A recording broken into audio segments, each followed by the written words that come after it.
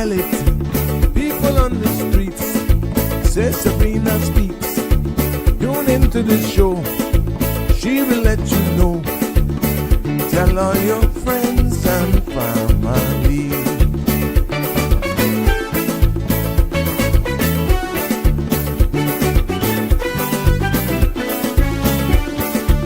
Real talk is no joke. You get the news straight up from grassroots and concerns. You will hear with some people gone. So tell all your friends to tune in to the Good evening, show. Cayman. I'm Sabrina Turner, and welcome to Sabrina Speaks, your daily dose of clarity, truth, and community insights. Every weekday from 5 to 6:30 p.m., we're tackling the issues that affect you, from national headlines to grassroots concerns. Whether you're in traffic or winding down your day, this is your chance to hear it straight and speak your truth. So buckle up, Cayman. We're not holding back. This is the show. We gotta let you know. Now we got to go.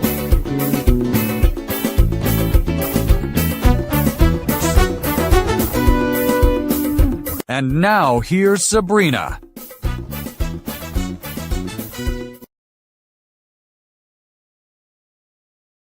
Good evening. I have an echo. My apologies there. Oh, what am I doing? Hold on.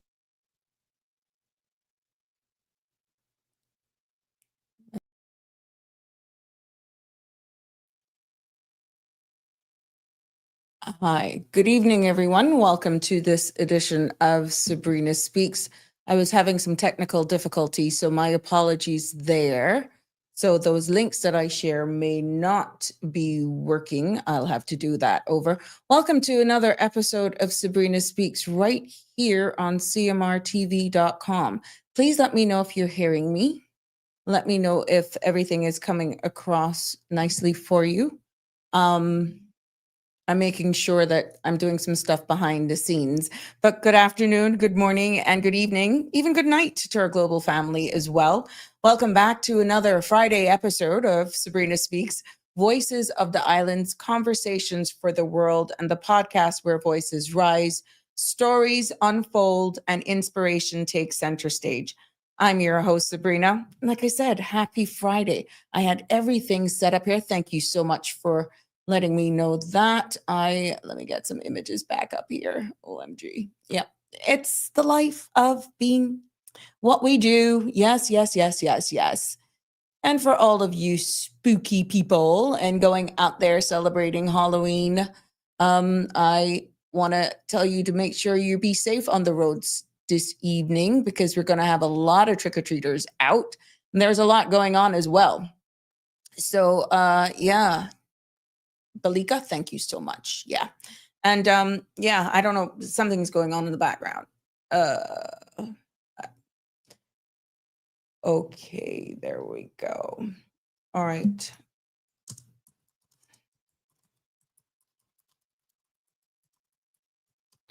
Yeah, so there we go. It is Friday and it's what we do when we go live. You got to be prepared for anything, literally. And tonight we're going to be sharing pretty much a week in review. I feel like we've done an entire month emotionally. We've been on edge. Our heart still aches with the images that we're seeing coming out of Jamaica.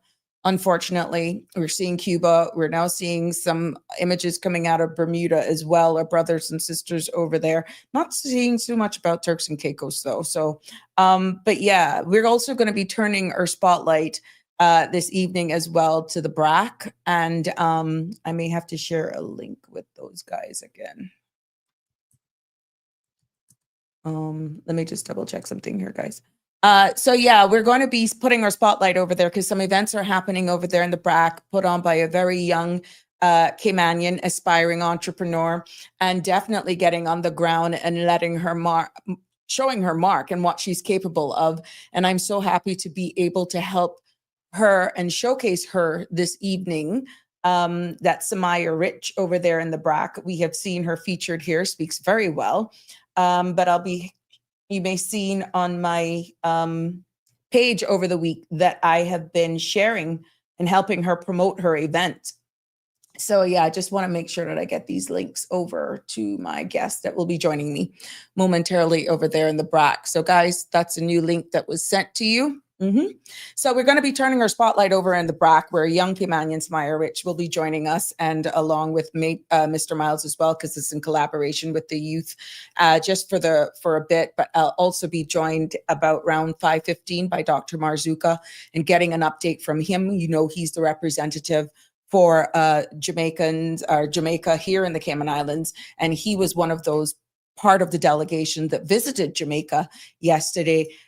Bearing in mind that the Cayman Islands was the first humanitarian flight on the ground, taking goods and essential goods and stuff over there to Jamaica. As they rebuild, it was an exchange from one government to the other, and we pledging to lend support where we can from government to government and the people of the Cayman Islands. We have seen where we have gotten excellent gratitude being shared on platforms, and good vibes being given. And I felt that it was important. Dr. Marzuka could not make it yesterday with the interview that I had with Hazard Management and Red Cross, because he was actually attending an event, trying to work out logistics, trying to answer questions to Jamaican nationals and persons wanting to send aid and goods over to Jamaica as they actually pick up the pieces of their lives. So he will be joining me around 5:15 by telephone. And he will be giving us updates and letting us get all of the latest information for how persons can help, and what's the best way right now, where they're at pretty much right now in how goods are received in Jamaica, how you can get even the connections from here to there. So I'm hoping he'll be able to share some more of light on the situation there. And then after that, I'll be speaking to young Samaya Rich and some of her friends and helpers over there. I also have some images as well to share with you for what's in store for a spectacular night there in Kimambra at the Seaman's Hall on Aston Reed Drive. That's been transformed into a haunted house experience, and that will kick off at 7:00 this evening to midnight. And also tomorrow evening, it's a part 2. Yeah, there's going to be a teen jam, but I'm going to let her and all of her persons tell you about that. So if you're a teen looking for thrills, and just for the record, the experience tonight for the Haunted Mansion really is for all age groups. Anyone can come. There's a fee of $15. So yeah, do not miss out on this event over there in the BRAC. And tomorrow night is also the teen jam, but that has to be the age limit there and accompanied. You have to be accompanied as well. So make sure they will share all the fine details with you. So it's where the spooky meets the spectacular over there in the BRAC. And we can go over some local buzz as well, like insights, any additional information that we have. I got some more links as well for you in regards to the Cayman Islands. You wanted to know how to with aid and all that sort of stuff, because we pledged another 1.2 million in essential supplies that will be shipped over there as well. Again, logistics, government to government, that is actually the best way to go right now. Now, as the days go on and they're getting things sorted out over there in Jamaica, not speaking on their behalf, but just based on the information that is shared thus far, we know that things may change. And that's how it is when you're pretty much picking up the pieces after a natural disaster of that magnitude. So you're invited to call in, not when Dr. Marzuka is on, of course, because he will be on the telephone line, and chime in on your feedback and show support as well. I don't have a problem with you being part of the conversation. Your comments always mean the world to me. 936-8255 is the number to call. That's 345-936-8255. Now, the content you're about to hear, including any discussions or opinions from myself, guests, and our participants, is intended solely for general informational and entertainment purposes. It's not a substitute for professional legal, medical, or financial advice. and I encourage you to consult with a qualified professional for your specific concerns. Bridge Media disclaims all liability for any discussions or actions taken in reliance on the information presented. Again, don't forget to follow, like, share, and subscribe so that you don't miss an episode. Thank you to all of my new followers and subscribers. I see you and you're well appreciated. Let's see who's here. Good evening, Marshall. How are you? It's good to see you. Yes. I one thing with you, boy. Oh, yeah. Damian Henry, happy Friday to you as well. Thank you, Miss Donette Delsey. Yep. Thank you so much. I caught you guys through the corner of my eyes. I was hearing an echo and I think I logged on twice. So whatever was going on behind the scenes there, you got to do what you got to do. Thank you, Balika. Always glad to know that you're in there. Miss Maggie, happy Friday to you. What are you guys doing for Halloween? You taking out the grand ones? It'll be interesting hearing the knocks on the doors and seeing the kids all dressed up in their costumes. I know some places will be swamped because there's just certain areas that you go and you look out for those trick or treats and get all the good candies and that sort of stuff. I look for the Snickers. The Snickers. That's what I look for. Yeah, that's my favorite. If I'm going to cheat, I wouldn't even say cheat because I'm really not a sweet tooth. If I'm going to look for candies or go through the kids' bags, I'm going to be going for the Snickers. Kit Kat every now and again. Yeah, I look for the Snickers, but it's the Snickers for me. You can catch me with a little Snicker. Hi, Terry Ann. How are you? It's so good to have you joining us. Yep. Hey, Miss Stephanie. Happy Friday to you as well. And Miss Carolyn, it is good to have you all joining me this evening. Like I tell you, I had every blooming thing set up here until whatever happened behind the scenes. But for all of you guys that are out and wanting to find out whether or not you're going to get reamed out, I got to share it with you here today. Yeah, a stationary front is located east of the Cayman area. That will continue to support moderate winds today and some moderate as well winds. A general decrease in these conditions are expected this evening, which means you should have a bit of breeze. Helps keep those mosquitoes off. Let's hope it's strong enough that you don't have to cover your kids with off. But from Saturday afternoon, and induced trough across the Central Caribbean is expected to interact with this front and move back across the Caribbean area, bringing the chance for some showers, starting with the sister islands and in the afternoon. Now, radar imagery shows some isolated showers south of the sister islands, moving towards the south. And again, I will share the link here with you so that you can get the full weather details for yourself. But you can see where we're expecting a sunset this evening at 5:51, not too long from now, where all the spooktacular happens. Yep, all the spooktacular stuff. Good. Thank you for that confirmation. All the spooktacular stuff. And you can see where the small craft advisory and all that sort of stuff has gone out. So the winds have subsided that much that persons who love to be on the water can actually go out. So there you have it. And our three-day forecast here on the screen looks to be sunny with the tomorrow. It's partly cloudy, and we got the sunrise at 6:27 a.m. for all of you guys who get up early in the morning. And sunset is expected for 5:50. Sunday, same 6:27 sunrise, 5:50 in the evening. And on Monday, looking in for the Monday already. Yeah, I know you probably don't want to hear it because we're just winding down into the weekend. But sunrise is expected for 6:28 and sunset of 5:49. Both Sunday and Mondays are expected to be cloudy. I think what they call a trough, and not being no meteorologist, is like a cold front is expected. And that was passed over. I saw Brian Shields' report this morning, which, by the way, it's non-tropical characteristics for anymore. So we're not going to be hearing no more, thank you, Jesus, about her. We're threatening any place else right now. It's just people picking up the pieces. So she's moved off Bermuda and gone up north, pretty much going to hit somewhere up in the UK area with a lot of rain. And yeah, so what we're now seeing coming in our area is another tropical system, but no signs of doing anything wonky, just bringing rains. And I know for those who are pretty much now picking up the pieces in Jamaica, that's the last thing they want to hear. But there could be some more rain this weekend coming in the forecast for them. Water temperatures have actually dropped by 3 to 4 degrees, which means she churned up the waters in the Caribbean that was so hot. It's now cooler.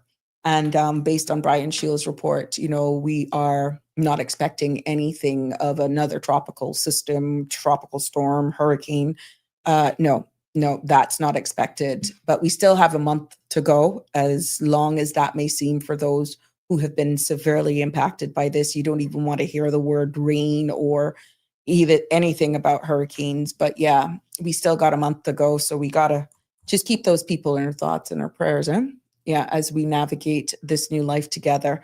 Happy birthday shout outs to anyone that I may have missed. This week has just been inundated with covering Melissa, definitely getting you the latest information, sharing with you images. I'm seeing where a lot of persons are actually reaching out to podcasters who are on the ground that manage to have connectivity, and they're going through treacherous terrain to check on loved ones and actually show live footage and images of in the rural areas of Jamaica that has been so severely hit. And it's amazing to see how the people of Jamaica are coming together, not even knowing each other, and just pretty much clearing roads, cutting their way through chainsaws, machetes, and they're just doing what they have to do to try and to get to their loved ones. So yeah, but it's amazing the role that podcasters, what we're doing now, I'm doing this live remote, are actually out there once they have connectivity, and they're actually going into these areas and they're recording and sending messages and letting them know, well, we checked on this one, here's their house. And it is quite heartwarming to see that you don't know a lot of these persons that are not in Jamaica or are in another part of Jamaica, but haven't been able to get home for whatever reason, roads are blocked and that sort of stuff. So it's amazing to see the outreach and how everyone is going. Hi, Paul. Tell us what's going on over there in Bermuda. Our thoughts and prayers are with you guys. Everybody was on the edge of their seats. Oh, good. Thank you for reaching out. Let us know what's going on over there in Bermuda. Yeah. Good evening, caller. You're live on Sabrina Speaks. What's on your mind? Good evening. I want to say a happy belated birthday to Mr. Lenny Hugh. Oh, he was Mr. Hugh. Here on Saturday, and he said he wanted to play his last, because he knew he used to like to play ball, and he went and played. He was out there with his 2 sons and some grandchildren and stuff, and he scored a goal at 88. So that's very good. Nice, so nice. Mr. Lenny Hugh, may God bless you, and you may see many, many more, because he came and looked for my husband the other day, and he said he didn't know where he was. I said, yeah, Mr. Lenny, we were out in the bush, because him and Dana and Miss Leslie, they're good friends, my husband. So I saw it, and he was 88, and he still looked good for 88. Okay. And he walked the plane, and he scored a goal. I said, goodness, he said, I'm not going to run as fast as runner, but I said, well, you still did it. Yeah. The all is the field. Yep. For reminding that. I'm going to hang up from you because I got a call. I'm going to hear it. Tomorrow's my niece's husband's birthday, but they're in Tampa. Okay. Happy birthday, Santos Mejia. He's very young, 48 tomorrow, so happy birthday when it comes on Tito's. Okay, thank you for that. Listening. All right, thanks. I've got to call the doc now. I'm going to call the doc. Let's call Dr. Marzuka so that we can get the latest information update from him. So give me a sec here. Let me get the doc on the line. Yeah, but it's been a very emotional weekend, to say the least. Gosh. And I can, as the days go into and people just try to get, there we go. Coming into you, doc. There we go. Yeah. So we're going to be given the latest information here. Hi, if you record your name and reason for calling. Oh, really? What kind of thing you got on your phone, my friend? Let me call you another way. Let me call you. Hold that phone. Let's see if we can get the doc here. Let's go. There we go. Let's get it. Hello. Hi, good evening, Dr. Marzuka. You're live on Sabrina Speaks. Welcome to our show. Hey, Sabrina. How are you doing? I am fine, thank you. The people are just there waiting. I know your role here in the Cayman Islands. What is your exact role now? Because you were honorary consular for Jamaica, correct? Do you still hold that title, or that was something bestowed on you, but you still known as the person to really liaise with if should there be anything in Jamaica? Just tell us exactly what your role is here in the Cayman Islands as it pertains to Jamaica. Okay, well, it's yes, it's still in force. And what the government in Jamaica does is they direct an extra quarter. Mm-hmm. It's done through Parliament, and that's given to me, which is presented to the government in Cayman Mm-hmm. and through the governor, really, because the initial background is done through the Foreign and Commonwealth Office. Mm-hmm. So it's primarily, obviously, for any issues for Jamaicans locally, Mm-hmm. for people traveling into the island or being here, Mm-hmm. and for delegations coming in from Jamaica to make the necessary contacts with the local representatives here, Right. and also going from Cayman to Jamaica. It's also my role to make sure that they're well sorted when going to Jamaica. Mm-hmm. And if they have to go for any emergency reasons or any other issues, they usually have me to coordinate that as well. Oh. So it's really, most of the time it's routine, Mm-hmm. and Mm-hmm. it's only in these kind of circumstances where it sort of goes a little bit more. So Right. we do operate an office in the industrial park, Mm-hmm. and that basically handles the visas and passports and so on and so forth. Mm-hmm. So we do have a full staff there, and they work in coordination with the necessary passport office and the foreign affairs office and so on and so forth, so that people can travel as needed. And some people need to go to Jamaica for other issues other than such as U.S. visas and student visas, what have you. Mm-hmm. So there are many reasons why we do need to have people here to coordinate with the Jamaican consulate. Correct. Now, you were on the part of the delegation that went to Jamaica yesterday. Can you tell us exactly, well, of course, your purpose, what you saw, what it means for the people here on the ground in the Cayman Islands, and logistically, you're hearing persons saying, I want to help. I need to send goods for my family. I haven't heard from my family. Tell us exactly where you fill that gap. What is the latest information you can give us from your role, your perspective on that trip yesterday? Well, in a sense, the government here reacted, I think, fairly quickly. They really, I mean, we had conversations actually before impact. Mm-hmm. So I think the premier, when he first contacted me, there was, and to, I guess, create some sort of background of previous incidents that were similar, that they could anticipate what the requirements would be Mm-hmm. if such an impact hit Jamaica. Mm-hmm. And so once they called me in, I made necessary plans that if it became an emergency, how the travel would be done. And as it turned out, Cayman was the first flight in Mm-hmm. to relieve in Jamaica. And as the airport opened, we got in, I think, somewhere around 8 a.m. And that was the first flight in. And it was followed by, I think, 2 or 3 more aircraft for that day coming into Jamaica. Mm-hmm. So the plan really is to make sure that there's a coordination, that the government is going to be received, Mm-hmm. and to make sure that the representatives there acknowledge the receipt of what was provided, and it was consistent in what the disaster team in Jamaica is requiring at this point in time. Mm-hmm. So there are certain things, as you understand, being in government before, that the basic requirements are sometimes not genuinely understood, Mm-hmm. where the first and foremost is food and water for people, Correct. and then electricity comes somewhat after. Mm-hmm.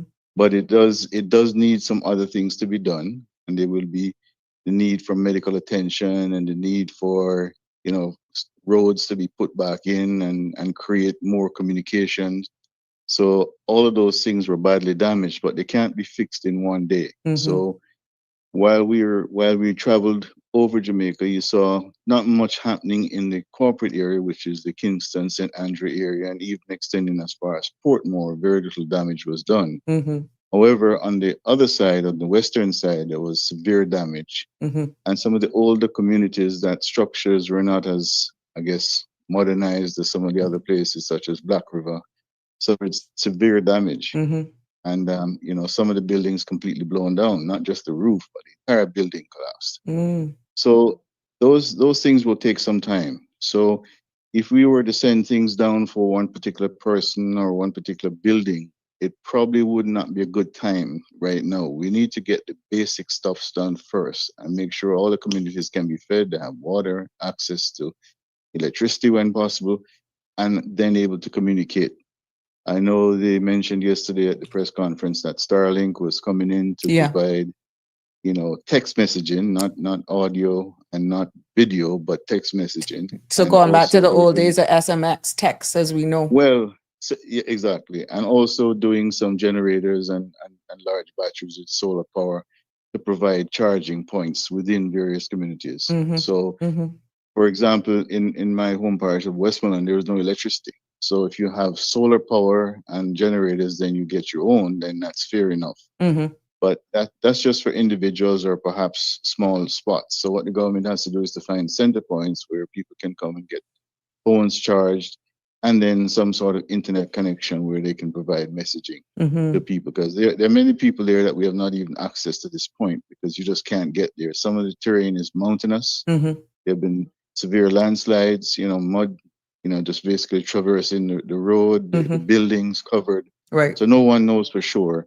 There have been various counts of how many people are found, whether they were seen in the river and so forth, which I don't need to get into at this point in Right. time. Mhm. But certainly a count will not be anywhere near the truth at this point. It will take Mhm. some time. Because you're still So you gathering do that need, information. Yeah. correct. And we need a centralized approach. So if it is done through the army, police, what have you, it's easier for the add-on numbers rather than everyone doing their own thing. Mhm. But there are going to be communities more in the districts where you have greater isolation, where some of the districts they'll have to do many of the things themselves to assist Mhm. their neighbors whenever possible. Mhm. But in the larger areas, certainly the center focus will be the army, as they're doing in Jamaica now, just walking, inch by inch along the road, cutting away trees, removing Mhm. debris Mhm. to allow emergency vehicles now to access the innermost parts of the different parishes.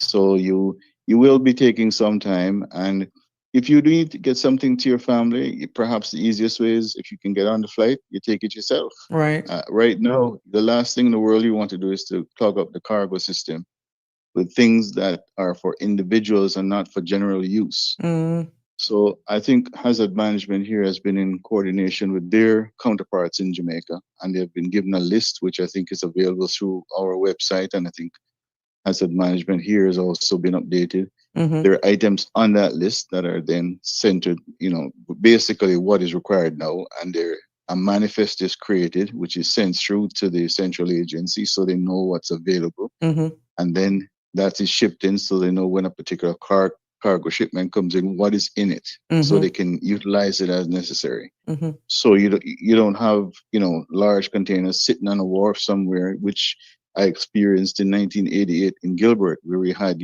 hundreds of trailers just sitting there, and no one had any clue what was in there. They had winter parkers in there, long johns, things that weren't even used locally. People just Mm. threw things in boxes and sent them. So Mhm. that's what we don't want. Mhm. So if you are going to take something for your family, take it. Take it on your person. Take it in the your suitcase, your box, whatever you need to do. Mhm. But if you keep sending trailers and no one really knows what's in them, we're going to have a problem. We're going Mhm. to mess up the port system, and then no one is going to get what they need to get in order to get that basic back in, which will take time.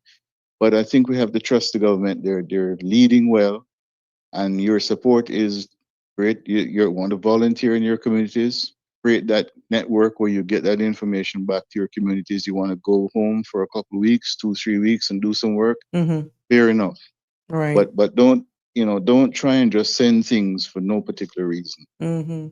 Yeah, that's good. Well, what would you say to those persons who are just like angry, almost as though you're telling me everything has to go through the government, but I need to make sure that my people get the stuff? Right. Would they be able to call your office for logistics? That it's known, may not as people send barrels down for their family or cartoon boxes with Yeah. with stuff. How is that being monitored? Would you suggest they do that through an NGO, a nonprofit organization, or someone who may be doing pallets to send out? What would be your best advice right now for those who are only concerned for getting stuff, getting aid to their stuff, and not able to make the trip themselves? Well, that perhaps is difficult at the very onset. We're in the early stages. So, I mean, whether you're operating through various organizations or not, it's very difficult. For Mm-hmm. example, yesterday we were able to, the flight that was chartered by government, we were Mm-hmm. able to take in some people from the World Central Kitchen who already started work in Jamaica, Mm-hmm. and through the graces of Mr. Ken Thompson here at this bakery, he was able to create, 25 cartons of goodies that were sent down. So before the kitchen could even, turn on the stove, there was stuff to distribute to Right, people. right. So that sort of organization has a greater stead. Mm-hmm. And, today, for example, the HSA hospital sent down some blood for the blood bank in Jamaica. Mm-hmm. Now, obviously, that's a priority. Yeah. And, it's not a priority to send down 2 pairs of pants or 2 shirts or 2 shoes or anything else, or, additional soap in this interim. Those are things that probably are not a big priority in the first few weeks. Yeah. And it will get better. We will provide more information. The consulate, I think, has provided information on the website.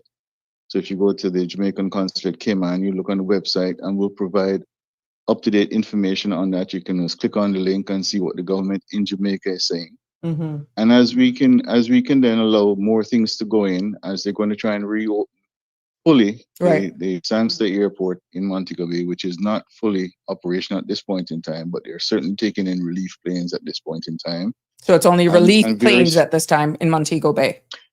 Yeah, they're going to try and get in some more commercial flights as soon as they can, but they did have quite a bit of damage. So Yeah. clearly it wouldn't be conducive to just bringing in a lot of people at this point in time, but Correct. certainly relief is needed. And I think the US has provided some helicopters, which are all being staged through Cayman, actually. Yeah, I heard 3 of them And today. I saw 2, but I heard 3 were supposed to be staged here. yep. So there's quite a bit of stuff and quite a bit of need to stage from Cayman. Right. So Cayman is very important from that essence, and we will create update. We will, do as best as we can with the update. We just ask people to be minded that we understand the frustration if you don't hear, Yeah. but we will try and update you as best as you can. And if you want to make contributions, there is a government account. They have established that on their website as well, the Jamaica government. Oh yeah, I There's got also that one. Jamaica National, right? Yeah, I So got all of the those one for account, Jamaica. yeah. So if you're doing contributions to that in interim, there's nothing wrong with that. That is going to go towards people. And at this point, we should also be minded this is not something to make a political stand about or anything like that. Correct. Correct. For example, in my home parish of Westmoreland, there most of the people that were returned, well, in fact, all the people returned were from the opposition, but that didn't stop the prime minister from being on the ground there yesterday. Mm-hmm. And he is getting his forces in place to reestablish electricity in various parts of there. So it's not no time for a political gain. It's Mm-hmm. time for a central focus. I think the previous Prime Minister, Mr. Patterson, emphasized that in the Observer today, where he mentioned that it's time for a national unity as opposed to varying with different parties how you approach things. Mm-hmm. It's one approach, it's one country, one approach. Mm-hmm. Allow the government to do what they're doing unimpeded. Right.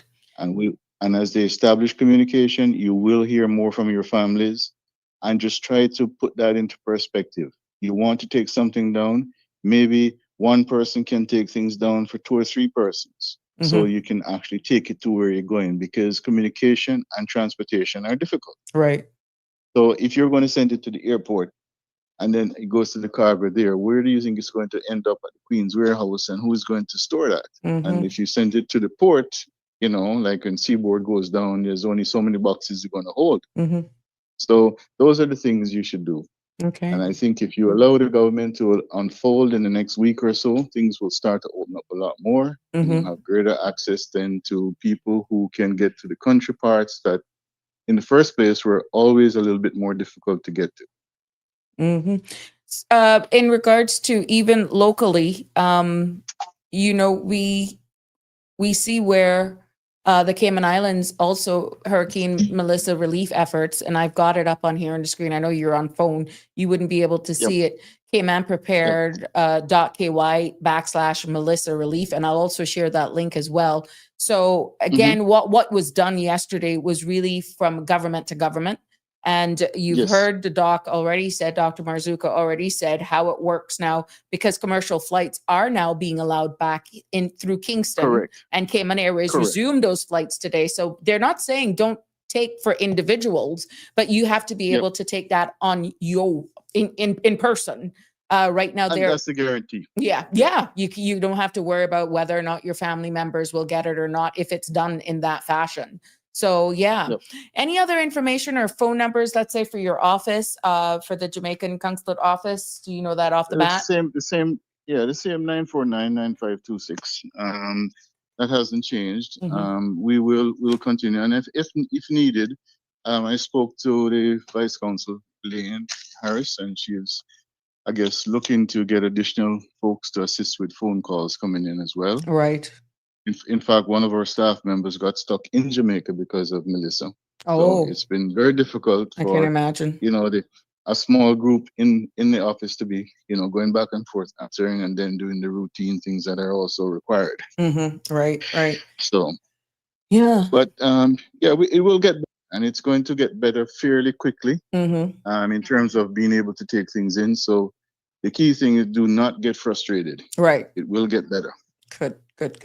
Well, Dr. Marzuka, thank you so much. This will be an opportunity for you to reiterate any pressing things that you'd like to repeat, so the person will realize that it's not that you're barring them from getting stuff from their family. It's just logistically right now. What was done yesterday morning went down with key essentials. It was government to government. But now that Cayman Airways has resumed their regular flights to Jamaica and any other information, it's best right now that you actually try to go and take stuff immediately for your family. Or if you know that somebody's going down, I guess there's going to be a lot of overweight, right? Well, if the airline can't take it, then, obviously you're taking too much at this point in time. So Cayman Airways is probably going to be doing a certain amount of stuff going down generally from maybe some of the agencies here as well. So they may limit their ability to carry certain things on board as well on the same flight.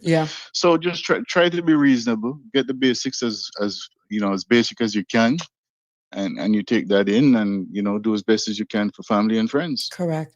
Now, being someone, didn't mean to cut you, being someone from Jamaica, when you flew in and left yesterday, I'm quite sure you have images of what you're accustomed to flying over. What hit you yesterday as you arrived in Jamaica, and what the landscape looked from your plane? Well, coming in, really, we really wouldn't seen a whole lot necessarily coming in from the western side.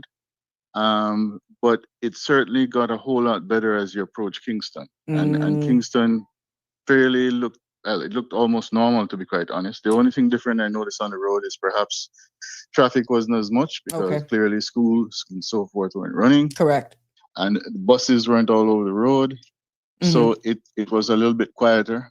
So a little bit more serene. But I think the key thing I found is government was very focused. They, obviously can't take, calls and be burdened at this point in time.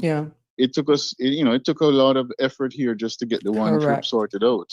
So, but that's it. And some of the images the Prime Minister was shooting back and forth, and the videos that were shared with us while we were there were just astonishing. Oh, really. Wow. And you can't imagine. I mean, in my hometown, Manning School, the front building, which is the older structure that's there, just completely flattened. It's completely, that's it. It's just completely gone. My high school I went to, Monroe College, severely damaged, barely recovering from burial, and now completely smashed again. So here you go. So there are many pictures like that. The hospital was damaged in Sabamar. It's obliterated in Black River. So mandible suffered at their hospital. So there was quite a bit going on all over. So government really has to be the center there to get back those things, and they Mm-hmm. will require help, and that's where we come in. We can volunteer and then assist. Mm-hmm. Okay. So we'll do the best we can locally from the Jamaican consulate itself. We'll do as much as we can to provide information, update the website as best we can. And as far as getting new information, we'll be as proactive as we can. Correct. Now, with the PTSD and even those most seasoned professionals, even our elected leaders, who all Yeah. actually experience this, and what keeps repeating is, "I've never seen anything like this in my life. I've never experienced Correct. anything." That is that I've never seen anything like this in my life. And it's not what they're saying, it's how they're saying it. It's like they are in shock. I'm seeing shock. Yep. Mentally, what do you think is going to really descend on these people in the coming weeks as reality makes itself that what you knew as your norm is no longer your norm? It's going to take a while. Well, I think what you have to look at there is that it's always going to be that shock. Yeah. I mean, so one of the politicians, I think, mentioned it's like Gaza, except it was a hurricane. It Oh, wasn't wow. it wasn't people getting bombed to death. It was Yeah. somebody Correct. was sitting in their home, and basically the wind came through and then the water came and damaged them. Yeah. And that was and the terminal velocity of those sheer wind forces must have been extraordinary going up the Correct. hillside, because Correct. it hit at something like 185 miles an hour. Yeah. Yeah. So you probably 250 easily up in the hillside when Wow. they took care of some Amazing. of those homes. Yeah. Yep. Anyhow, Doc, thank you for your time. Thank you for No all problem. that you do. We appreciate it. And I'm quite sure in the coming days and weeks, even months, we will be hearing how we help our brothers and sisters put the pieces back together. But big shout outs to yourself, the Cayman Islands government. That has been expressed by those worldwide for what part we had to play. And again, you are the key to the city for us. You're the bridge to Jamaica, and we thank you for your service, sir. Thank you so much. Well, just to mention one thing, that the more important thing is that, yes, the government did do the delivery, but it is from the people of the The Cayman Islands, yes. Yeah, it is. So, and that's duly noted. There we go. Thank you so All right. much. Thank Be you so much. safe. Have a good weekend. God bless. Bye-bye. Bye-bye. There you have it, ladies and gentlemen. And I'll put for the sake of the audience here that there is an official Cayman Islands website. That's caymanprepared.ky/Melissa Relief. I shared it in the link below for more information, or again, how to logistically get stuff there to your friends and loved ones. But I hope that for those of you just joining us, that was Dr. Marzuka, who is the liaison person, who's the honorary counselor here for Jamaica. And he was a part of the delegation that went to Jamaica yesterday. And he was just telling us exactly what it means, why it was important for them to go. He was on the ground and he saw firsthand exactly what was going on. And as we continue to help our brothers and sisters rebuild, our thoughts and prayers are with them. The image that you see me have on the screen was actually the essential supplies being loaded onto Cayman Airways around 4 or 5 o'clock in the morning. They left at 8 yesterday and they came back. So this is all branding the people of the Cayman Islands on our national flag carrier. Will make history in this historic event that took place in Jamaica as the first humanitarian aid aircraft that landed on Jamaica's soil yesterday. So Caymanians, be proud. Every Caymanian should be proud of how we band together and came through. Yeah, so there we have it. But I want to thank again Dr. Marzuka for sparing us some time this evening. And we saw where, yes, we've got a comment where blood was being taken, donated today. There we go. Yeah, my sister told me last night people are coming in the hospital giving blood for Jamaica. And we are so grateful to the Cayman people. We're so grateful, thankful to Cayman. I love you and appreciate all that you're doing. Phil, From Bermuda. Yes, Bermuda survived another hurricane. No reported damage to home, no injuries. Approximately 9,000 customers right now are without electricity due to fallen trees and power lines. Winds were 50 kilometers. That was gusts of up to 85. As Melissa passed 100, 100 miles.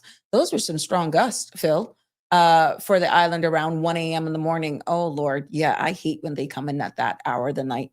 But thank you for the update. And I mean, feel free to call us by WhatsApp, Phil, if you want, 345-936-8255, whatever works for you. It'd be great to hear from you. But let's go in. We got some other guests in the background. It's all about a spooktacular event that's happening in the BRAC this evening. 2 days straight. Guys, are you ready for me? Are you hearing me? Are you ready? The camera is going to come on, so I want you to get in place. You're ready, ready? I want you to share that with, if Mr. Miles is going to join, just forward that link, please, LaShawn. Just forward that link.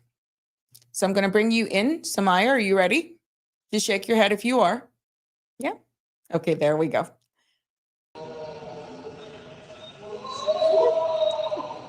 Oh my goodness, it's scary. Are you kidding me?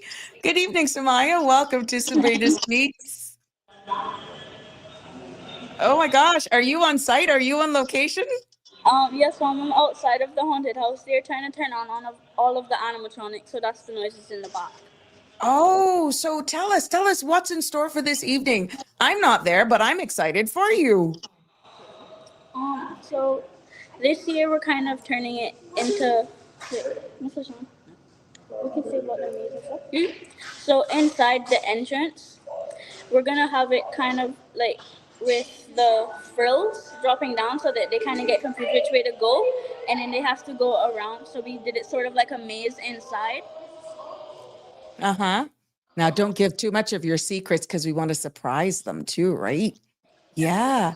But just the noise in the background, OMG. So how has it been going so far? How has it been going so far? It's been good. There hasn't been too many problems happening. You don't want problems, trust me. Because out of all the things that could potentially go wrong, it was from the start of decorating yesterday. It's been smooth sailing. Good for you. Now, for the people of Kim and Brack, tell us what's in store. Now, this event takes place, doors open at 7 o'clock this evening, and you go until midnight. There's an entry fee I see on the flyer here that I have posted on the screen of $15. Tell us more. How would you like to tell people? This is your second time doing this, is it? Second or third time? Yes, Mom, this is my second time, but this year it's bigger, and we're doing 2 nights instead of 1, and we're opening it to the public instead of just the teenagers. Oh, wow. So no age limit for this haunted house experience, but tomorrow night, Saturday night, is night 2. Tell us about night 2, the Teen Jam. Night 2, because how we did our haunted house last year, we ended it in a party for the teens. So this year we're doing that for night 2. It's still going to be open to the public, but this time instead of closing at midnight, the haunted house is going to close at 8, but the party for the teens will go on until midnight.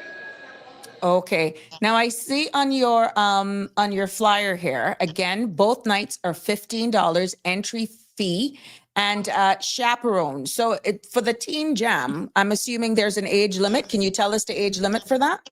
Yes, Mom. For the age limit, it's from year 8, so that would be, I think, 12 or 13. To year 12. So year 12, I think that ends at the day 17. Okay, so For those who are still in high school. Okay, so years 8 to 12 only will be allowed. And this is all happening where in Kim and Brack? Tell people where they can find this haunted mansion. Tell us where. At the Siemens Hall on the Bluffs. Now, I got some pictures here. I'm not so sure what you're seeing. Oh my God, that looks gruesome. Can you tell me what that is? Are you seeing it? Oh, those are the body bags that we use the garbage bags to make. Oh my gosh. And whose idea is behind all of this? You, oh, look at that one. Mr. Sean's cousin Miss Bianca. She came up to help us decorate this year. So we bought more decorations this year as well as some of the ones from last year, and we kind of, as we go along, we make stuff up. Okay, good for you. Now, where part proceeds of this money, tell us exactly what you're doing. I know you have big dreams, you have big plans. Tell us exactly what is the big move behind this? What is inspiring you to give back to your community the way you're doing?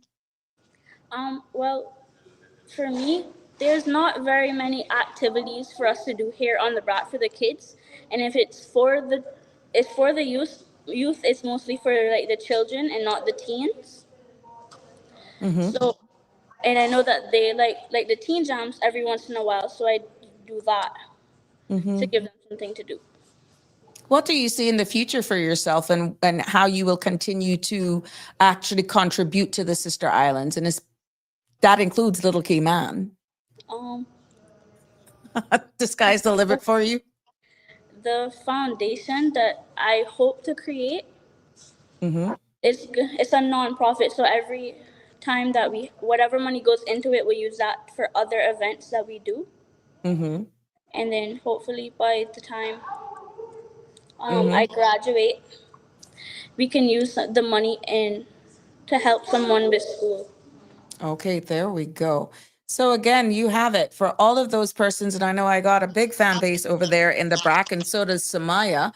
Samaya Rich and NYCP presents Haunted House, and that's taking place tonight and tomorrow. Doors open at 7 p.m., and that's at the Siemens Center. That's Aston Ruddy Drive in Cayman Brac. Oh, what the heck is that? That's my brother. Oh, hold on. We got to see this. OMG. Come on, get in the frame. Let's see. And you're going to be scaring people, I'm seeing. It looks as though you're having fun, Samaya. And I'm hoping that a lot of people are looking to have fun this evening as well and tomorrow.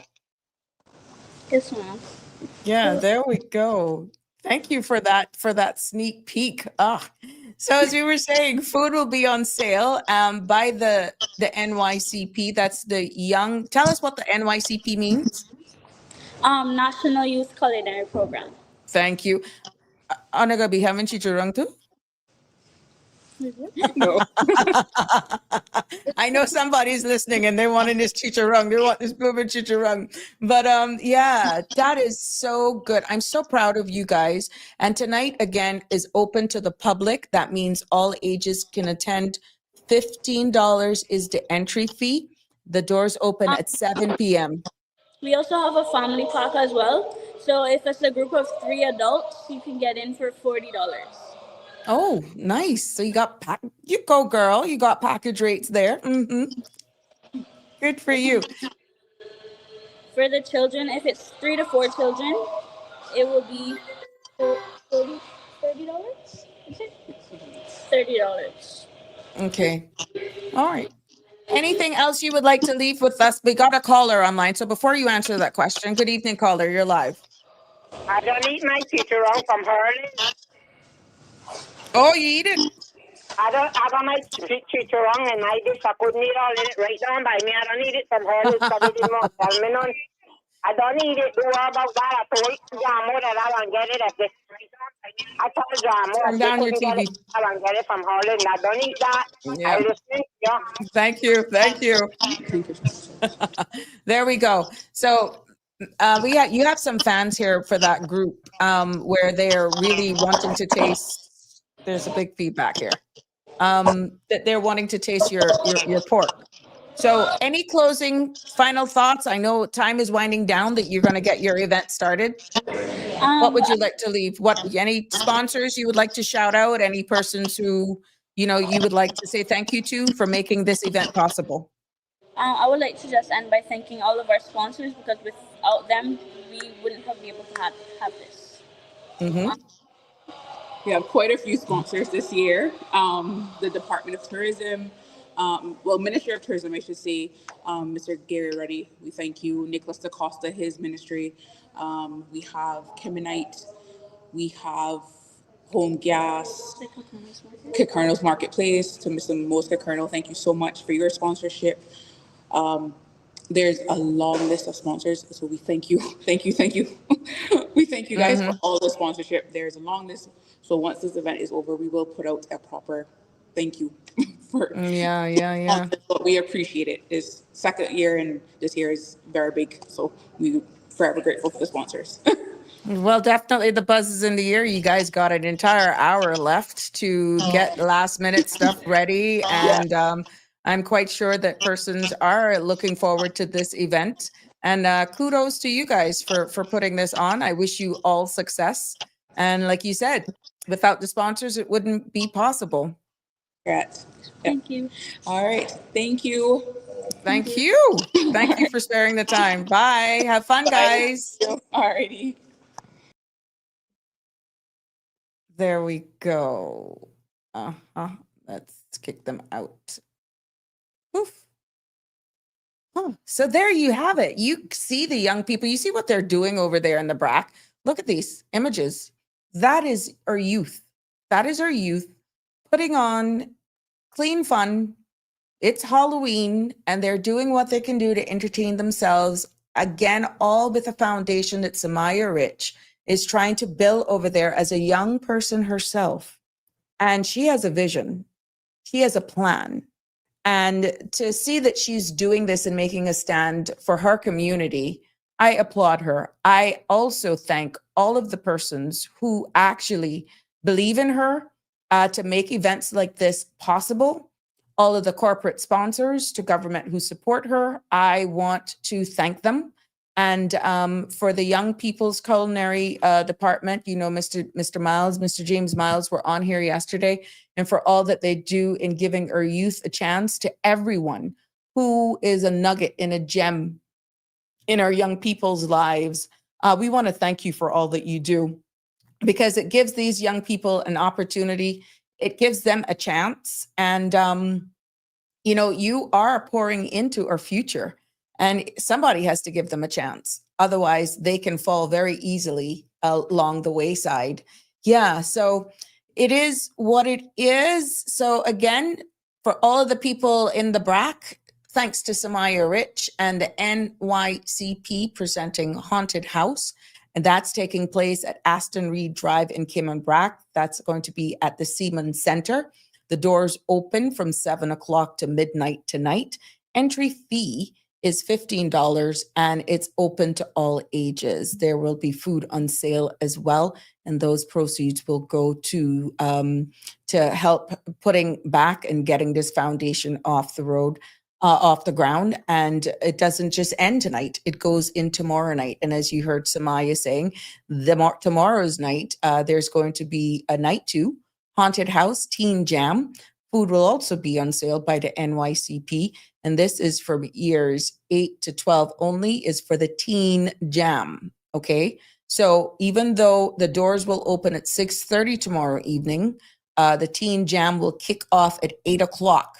So if you miss tonight, you have from 6:30 tomorrow evening to go and experience the Haunted House. And then at 8 o'clock, the doors you can come then for the Teen Jam experience. And that is from any student who is between years 8 and 12 only, okay? Years 8 and 12. So I want you to make sure that you actually go out and support this young lady. And the Haunted House closes, as I said, tomorrow night at 8. It goes open until 12 midnight tonight.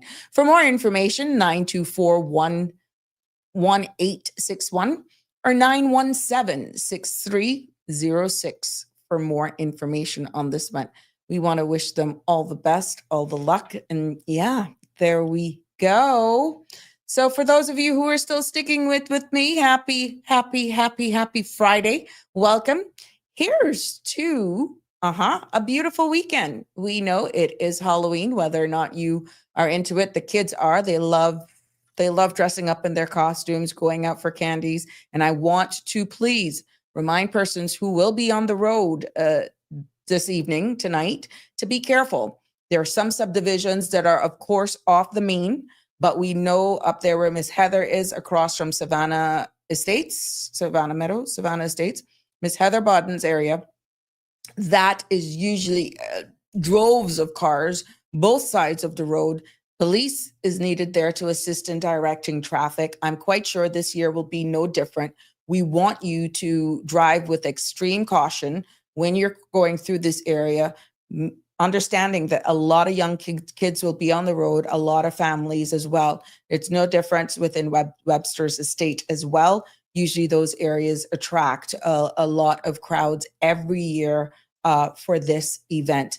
And so make sure you take your off because the mosquitoes are out, even though our winds are going to be it's going to be cool. That's good if you're in costume, right? But also I want to make sure that the kids don't get bitten. And if you're taking your pooch with you, make sure your dog, your pet, make sure that you protect them as well from the elements, because, and there's a very good repellent. If you know, there's a repellent that was used, we were shared here by one dog at a time, the brown Listerine. The brown Listerine. You can spray the brown Listerine around on your dogs, on your pets, around their houses and that sort of stuff. And it actually keeps the mosquitoes away and it's safe. So you may want to, if you got an issue with the DEET and all that sort of stuff, you may want to try the brown Listerine. So here's to a beautiful weekend. And I'm hoping that all of you, young and old, will actually enjoy your weekend. For those, we've had the month now ends as we recognize Breast Cancer Awareness Month, of the entire month of October. Lots of events that took place, and there we put that behind us, and we hope that they got the whole month and people really have a different appreciation and outlook for those who are battling cancer, be it breast cancer or not. But for those families who are impacted by that, we gonna keep them in our thoughts and our prayers because it takes a village. But yeah, there were lots happening. There was an older person's month as well. So there we have it. Lots and lots of stuff going on as we build into now the holiday season. We know that things are going to get even busier. But just let me put this flyer up for those who may forget. It's Walk for the Cure. Walk for the Cure is happening this Sunday. This Sunday, November 2nd, 6:30 at Public Beach. Please remember this. And that deadline was today at 3. But those t-shirts can be picked up tomorrow. You can pick up your t-shirts tomorrow until 1, and that's at First Caribbean Bank, Walk for the Cure. So that event is taking place this Sunday morning. You saw me, I registered. Yeah, I still have plans to show up. Yeah, I'm going to walk for the cure. I did register. Well, yeah, there you have it. 936-8255. If you have anything you would like to share with me this evening. I did not go with hard-hitting topics today because it has been one heck of a week. With the realities, and we're celebrating, or for those persons who are going out for Halloween, it is really, I'm sorry, I have to go back here because it's that important. It's really a nightmare for those who have just gone through what we have experienced. And we saw here from Paul Dill, that the Bermuda, right now, we have so much persons out of electricity there as well. 9,000 customers right there right now are out of electricity. So when we are actually in our homes and seeing everything that's happening around us, I want us to just reflect back and just being so thankful for life, being so thankful for where we are, and not take life for granted. The heart-wrenching images that are coming out of Jamaica, oh my God, it's really something to behold. And at the end of the day, there's life. We have life. And that's one thing that is unique that I'm hearing from every Jamaican national who's on the ground that experienced this. You're hearing them talk about where's the hype, all the hype and you have to have the best shoes, you have to have the best handbags. And now where is it? Where is all of it? You're just so happy that your life is spared. And for those that can't get in contact with their loved one as the hours tick, you can only imagine what they're going through right now, not being able to hear from their loved ones, and how heart-wrenching that must be for them. So we can't take anything for granted, and we need to just be very considerate right now. And I know it's very emotive because we're so closely connected to Jamaica. We have so much friends and family that, are there, and persons who are working with us, persons who are coming here, the children who will not be able to attend school as we embrace the holidays coming up now. That's not going to be no Christmas. You know how much of them would just prefer a bed and bag, maybe some plywood or some cement blocks, that sort of stuff, to get their lives back together. And we just have so much to be thankful for. Welcome back, Michelma. What are you sharing with me now? Keep you company. I said, I talk to you, but whoever. Look, I welcome anybody. You know what's so heart-wrenching YC today? Because I can share a plan about YC today, and I see it on it was a Jamaica Star, so I think it's true. I saw where they say a Monique Coke, 18-year-old girl. She was 8 months pregnant, and she died, or she got drowned or something. Oh no. And that's actually 2 people, because that 8 month baby is almost perfect for him, because he only goes 9 months. Correct. And they put it Monique Coke, what her name, and that's it. Tears coming my eyes, the whole thing. Yeah, and I'm understanding that in Westmoreland there was a mortuary that had a generator running, and apparently a fire broke out at that morgue. I saw a girl from Westmoreland myself this morning calling, begging them. She said that it's a lot of dead people in Westmoreland, and she was begging them to come and get the people, because she said that they don't have no light, they don't have no water. And she said they can get diseases from these dead bodies, and there's a lot of flies that accumulate. She says a lot of dead bodies in Westmoreland, and that was out of the parishes that got hit the hardest. Yeah, because it was 6. I understand it was St. James, Westmoreland, St. Elizabeth, Trelawney, Hanover, in Manchester. And then when Miss Elizabeth come here to bring me some soursop today, she told me that our friend, she had one guy working on a farm down there with her name Shamar, but he now works with Mr. Willie Penny, and she said that he's on to get drunk. Oh no. On to get drunk. I said, oh my God. Well, as you heard, Dr. Marzuka said that right now you can't even hold to the 19 that have succumbed to this hurricane, because they are just accessing some areas that were just inaccessible now. And so the numbers we can expect to climb. I saw one particular lady who says that she was up to her chest in water, and she was housing persons in her house. And she recalled a mother and a father just handing her their 2 children.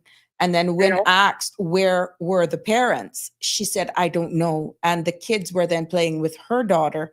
And we don't even know the other half of the story as to whether or not the parents died or not, or drowned.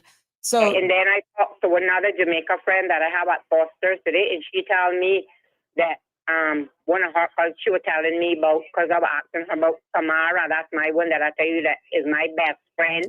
That I tell you the base from that. I tell you that she lives in Kingston. Well, I know Kingston never get much damage because, and I talked to Julie since, but Jovita talked to Marcia, and Marcia mother's from Kingston. And I tell her, I said, well, they were lucky, because when they start predicting it, it was Kingston that they were saying will get the worst, but it luckily changed. But then this girl told me, she said that one of her friends' mother got drowned too. And then I said to her, but it's so funny. I said, Jamaica got a lot of rivers and whatever, and most Jamaicans can't swim. I said, why? Why did they learn to swim? I told her, I said, sometime I was 2 years old. I could swim like a fish. But how I could swim is because when my 3 sisters had boyfriends, right? And when they were going anyway, and they used to like to go on the island, because we used to go on the island, because we live on the key, and they used to have to go on the island to look crabs, and we used to go to grandfather ground to get mangoes and berries and all this. And Mama used to send me with them. I was a peeping Tom. So whatever I see, if I see one kissing the next one, I was supposed to tackle. So you always had this problem then? They didn't used to at me.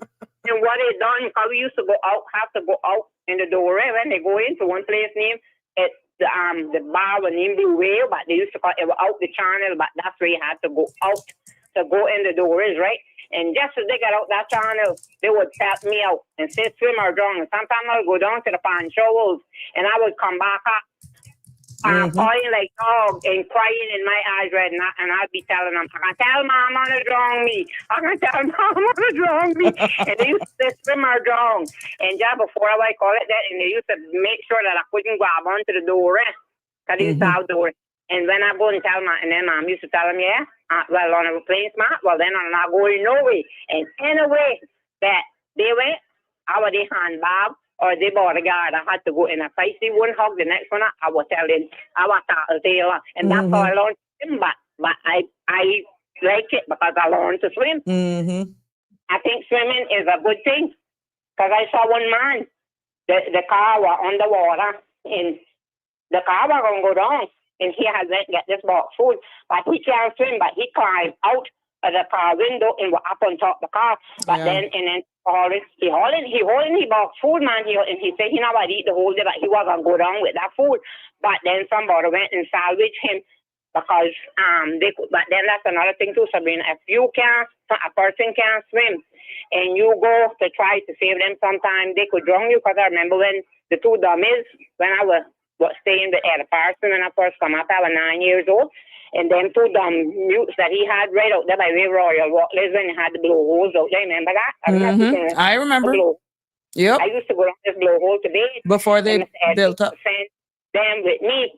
And I tell them, don't go up because the blowhole had like a opening that if you go close to it, the current could suck you out to the ocean, right? And I used to tell them two dumb fools to don't go out there.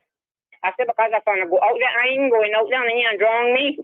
And one day when I think of a Larry get away, and you know who saved him? So your man Patterson. Patterson had run out, I jump up quick and he old Barry on it. I said, Mr. Patterson, please. And he said, what happened? I said, I was bathing with these two old dummies that Patterson got, and one I'm going out to see. And Patterson come and then I went out with Patterson and two of us bring him in. And I began to start when I won the 9. Oh, wow. Yeah. Yep. Yeah. And I tell him, I said, I wasn't carrying on no more. I said, boy, these is something. I tell him, these is something. And John Franklin used to tell me about Barrow, what the worst one. I said, John Franklin, you might be Camanion, you might be known, but I almost say, I could say, partly raised with them. I said, Lara was the worst one. Barrow wasn't bad as Lara, and Lara was the last one dead. You were the last one dead or the one. Thank you. That Reginald dead. Yep. And then some sisters, I don't know, Alice are dead, but I don't know what they heard about Edmund and one next one. But that people, if you can't swim, people can't swim, and you try to go, you got to be a good swimmer. Correct. And be careful what kind of person will drown you. Correct. Along with. Yeah. Well, thank you so much for sharing that with us. But again, it is. Most Jamaicans can't swim. Because I remember one had tell us when the flood down the Georgetown school, she said she seen hell 3 times and come back, and then they had to tie a rope around her waist and pull her in. She couldn't swim. Yep. Yeah. But I saw another lady, and I broke down last night where the video came in with a lady who was sitting what appeared to be like on a barrel or something, and this reporter was interviewing her. And she said she had just gotten up there and then washed her clothes, and she had her clothes on the clothesline. And she said in the night, all she saw were masked men coming, and they looted what stuff she had between the car and what her own personal belongings that were just blown all over the place.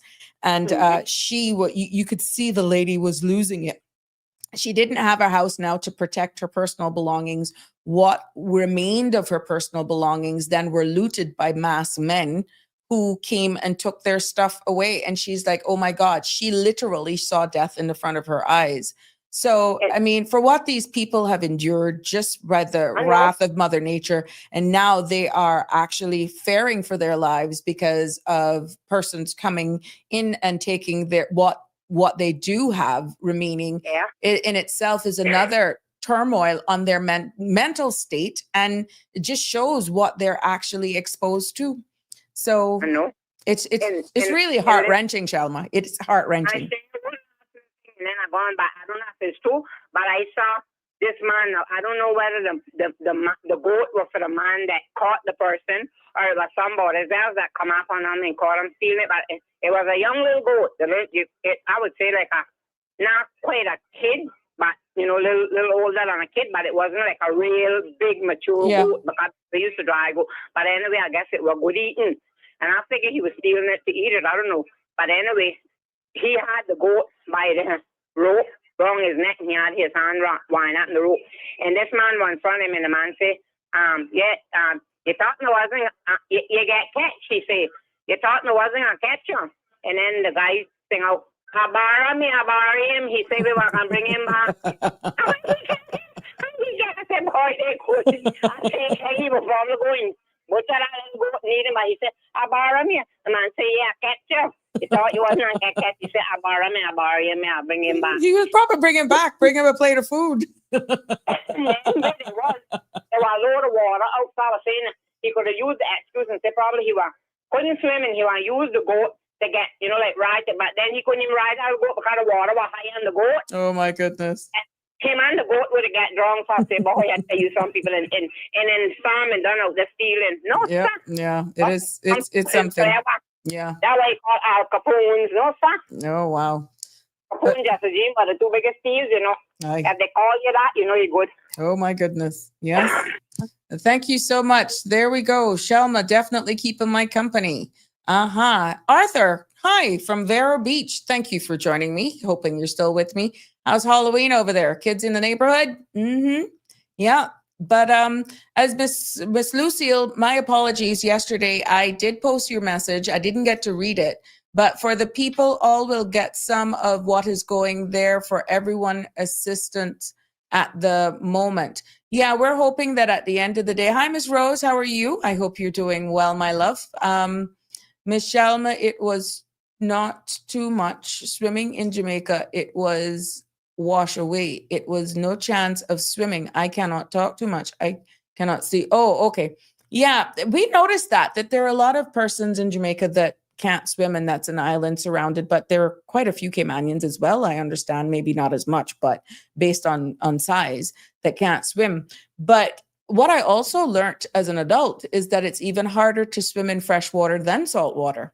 And what we see with with how the hills and the valleys and the basins that are created just by the terrain of Jamaica, that what has been happening now is that with the water coming off the higher elevations in Jamaica, what that has created, it has eroded some of the roads. And now it's because it has to go up to go back out to the sea. When it comes down into that dip, it has stuck. It's stuck. And it's waiting now to be absorbed by the ground. And then that stagnated water is staying there. So I don't know, you can't swim in that, which is why even trying to cross, I watched a video with them clearing a flat bridge and the heavy equipment being used for that. But even the currents and stuff with that water and stuff, it's hard for anybody to tread those rapids, what we would call them. People love to do whitewater rafting and that sort of stuff, but it's a different thing when you're not a strong swimmer. And the fear is, unfortunately, that the casualties that is expected from this with those who are in the coastal communities, when those tides came in, and when the waves came in and that suction pulled them back out, and again with the rivers and the gullies spilling their banks and that sort of stuff, it's just heart-wrenching, like I said. And the sounds, the roofs of other people's or structures hitting on other people, you're locked into your home. You're just hearing all of this noise and stuff. You don't know what's going on around you. It's just anyone who went through Ivan knows, and I'm quite sure people are saying, when they went through Beryl last year in comparison to this, you can't compare the two. The closest thing Cayman Brackers can relate to would be Paloma. And for me, it would be Ivan and Hurricane Gilbert. But I don't have any other memories of going through any other natural, like hurricanes, tropical storms, other than that, to say, but who is prepared for this? And this is why it's important that we actually keep abreast of what's happening. And this is a time where you come together as one. And I thought that's so commendable. Obviously, the hospitals over there on the west side of Jamaica have all been damaged. And I can see the urgency in needing blood. And it's so good with the high reputation at the Cayman Islands. Blood Bank do have for the type and quality and all the safety measures that we have with not having tainted blood here in the Cayman Islands. We are blessed. But, we can't share that gift of life unless we have donors. And congratulations to all of the donors who went to the hospital and donated blood. And based on how the blood is, what blood type, whether it's packed cells, whether it's whole blood, determines the shelf life of that blood product, because there are different ways, without going too technical into science part of it. It all depends on what part of the blood that they need. And with us having daily flights now to Jamaica, because those flights have resumed, I can see why once they kept at a certain temperature, getting down to Jamaica and going straight to the hospitals, I can see where that's a lifeline for so many. But it speaks of our resilience. We see where the military aircrafts are being held here. It's easier to deploy.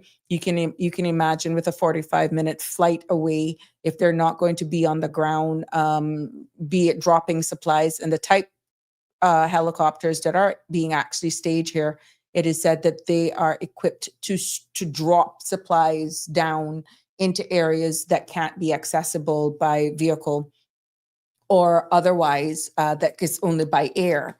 And I have personally seen a number of videos that confirms that. You actually see persons walking on like a slither of the mountain because the road has just been totally eroded, and you're looking down in a precipice with raging water still coming off of the mountains, and they themselves are endangering their lives as well.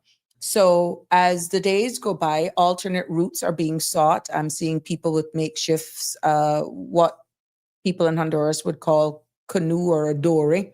And they're, whatever it is that floats, that gets them to their loved ones, they're using to get people across. So connectivity is a key. I know Miss Donette is here with me, and she has not heard from her son. She's heard from her sisters, and every day, the woman is resilient. She has hope. She has faith, and that her son has made it okay, even if at the end of the day where he lives has been destroyed or received some sort of damage. She's hoping for the best. She has not lost hope. She has not lost faith. And there's so much other persons like Miss Donette who is going through that right now, hoping for the best. But as the days turn into weeks and months, they will continue to absorb what is the reality. We understand that right now, people with the skills of trades and all that sort of stuff is going to be paramount. Sharing of resources, sharing of equipment, sharing of skills, more technical skills and stuff is going to be important.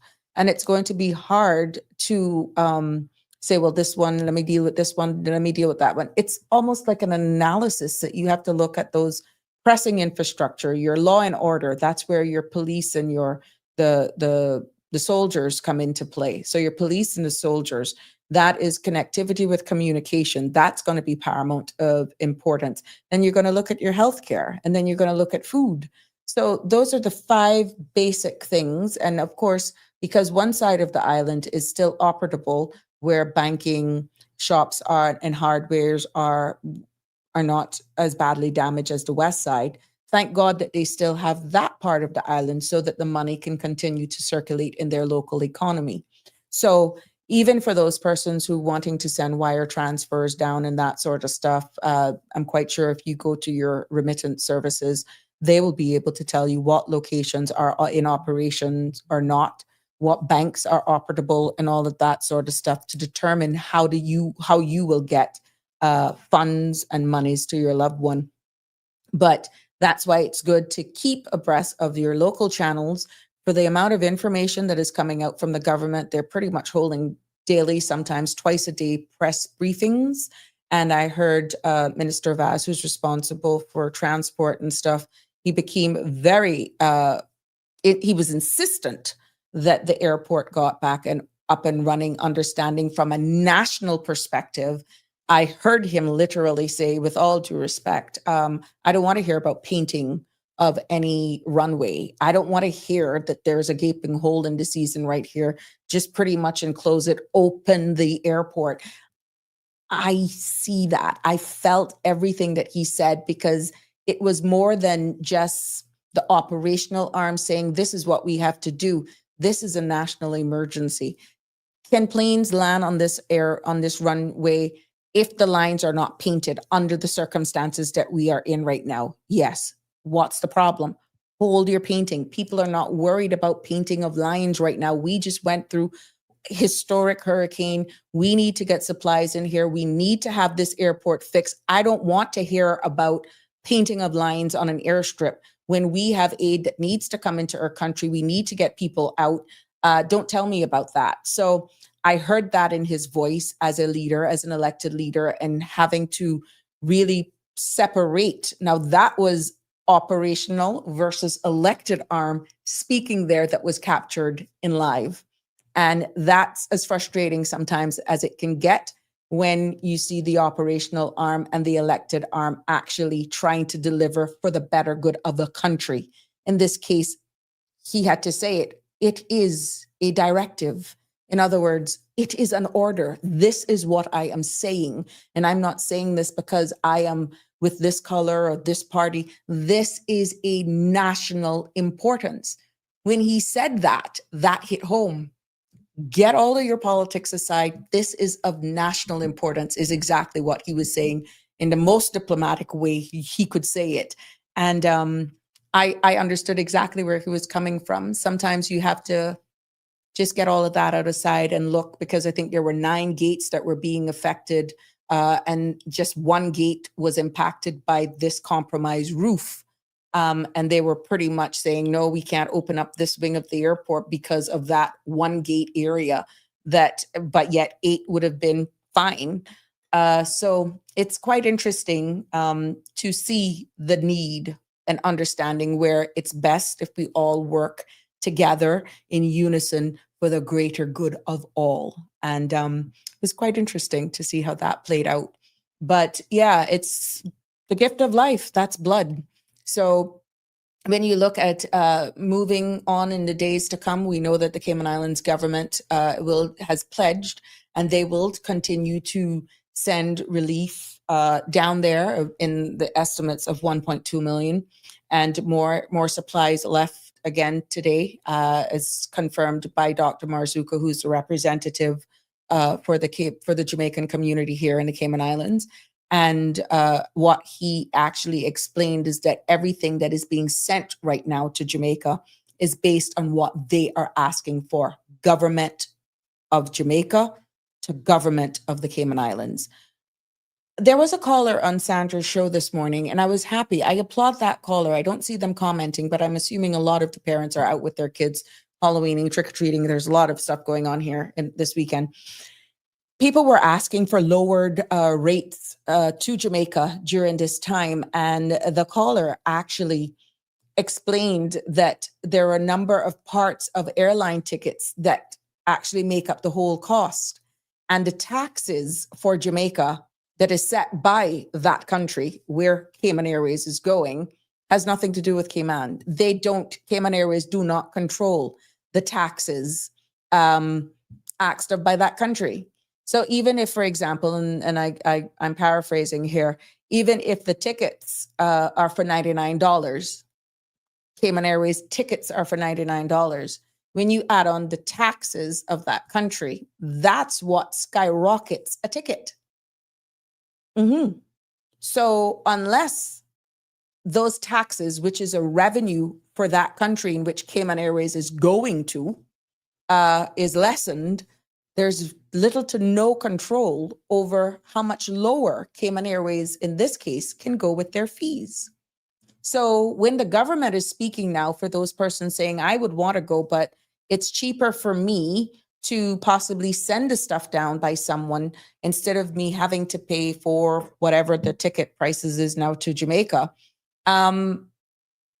You can understand why Cayman Airways is limited to what adjustments they can make behind the scenes of what comes into the whole number that you end up paying for your ticket. So remember, Cayman Airways, they will do specials, for example, and say, we got $99 tickets to Kingston. We got $99 tickets to wherever, but not inclusive taxes and other fees. Again, the taxes was explained. And when it came to Jamaica, their taxes right now are the highest. So whether or not that's going to continue to raise because of them now trying to get stuff back, whether or not for a period of time, the taxes will be reduced, understanding that there's going to be a demand for persons to come in and go out of Jamaica. Now, it would be bad if Cayman now, here, you see, look at that now.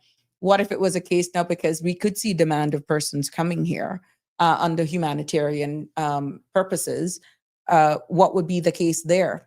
But right now, for the intent and purpose of why I'm repeating this is because when I heard it this morning, I thought it was very important to repeat it, that Cayman Airways lowering their fees is only one part of the whole ticket fee that makes up the total amount that you pay. So it's not that Cayman wouldn't want to do lower prices. It's the fees of your country, Jamaica, that is charged, that makes up that ticket. That's the problem, not the Cayman side. And I applaud that caller for calling in, they're working with Cayman Airways and working in the industry for breaking that down in layman's terms. So yeah, maybe it's something that the government could possibly consider talking, that may be able to get those fees down a little bit. We don't know. Maybe that's one of the things that they could consider for a short period of time. I don't know. I don't want to speak on behalf of either government, be it here or in Jamaica. But those flights are not cheap to lift up. You got to pay for fuel. You got to pay for staff. And again, there are landing fees as well that you pay to Jamaica. So it's just not giving deals. There are a lot of costs to keep an airline viable. And we see, based on finance committee coming up, not finance, budget coming up now, exactly what the government is going to have to fund to keep Cayman Airways afloat, to keep local attractions here afloat. And I'm not copying exactly some of the conversations that Sandra had this morning, but that's how important it is. Because if the revenue is not made in order, then those entities can't pay for themselves to keep them running. And if there are other fees for services, in the case of this airlines, that they have to pay for every destination that Cayman Airways fly, there's a fee. There's a fee for them to touch down. There's a fee for them to dock at a particular chute. There's a fee for how long they can be on the ground, because it's not just that one gate that they own. There is a fee for having a space in that terminal, in that airport. And that fee, every time they sell a ticket, they got to make to cover the cost of operations. So it's a lot of things. And I would love one of these days to pretty much break it down. And I'm hoping it may not take an entire show, but for persons to understand really what happens behind the scenes and what creates the fare basis in the airline industry, or if there's anybody who knows about it, who worked in that industry. Many persons see business operating and they just see, oh yeah, they're busy, that store is busy, but you have no clue what it costs to operate. You have vendors that you have to pay.